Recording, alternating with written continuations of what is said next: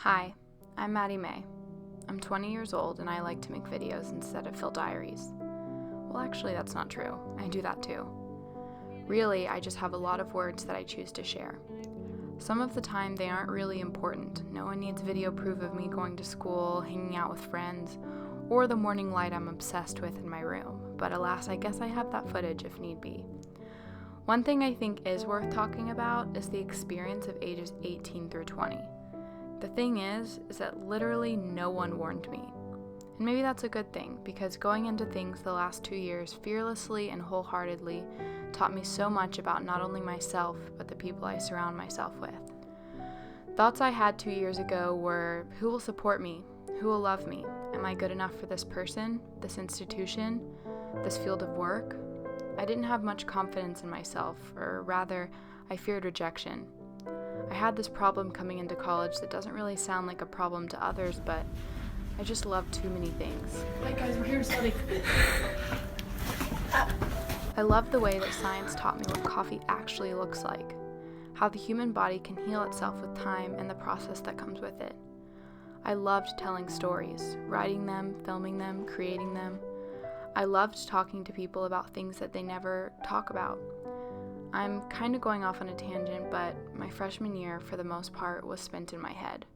I knew what I loved, but I didn't know what I wanted, and that was the worst feeling ever. People who loved me told me not to stress. People changed their mind a lot of times in college. But the problem wasn't changing my mind, it was choosing between two things that I loved, science and art. When I finally chose my major of neuroscience, I became sad. Not because neuroscience isn't insanely cool, but because with every new science exam, reaction mechanism, and lab day, the filmmaker inside of me got quieter and quieter. My mom knew I was sad, even without telling her. I got an email from her one day while laying in my freshman bunk bed that was way too close to the ceiling, might I add, with a link to something called narrative medicine. I dove deep into the internet that night, looking into it, and as luck would have it, I loved it. But it wasn't offered here. I didn't go to Columbia, and that was that. We'll flash forward 1 year later. I was going about my day and heard a mutual friend's new major was narrative medicine. When I tell you guys I freaked out, I really freaked out. I was confused, excited, and impatient to talk to her. When I finally did, it came to my attention that there was a program at our school where you could essentially build an entire major's curriculum using classes that already exist at the university. You could present and defend this major in front of a panel, and then possibly graduate with that major behind your name. Today's the day, guys. Oh, I'm scared. I'm very excited though. Let's go pave our own path.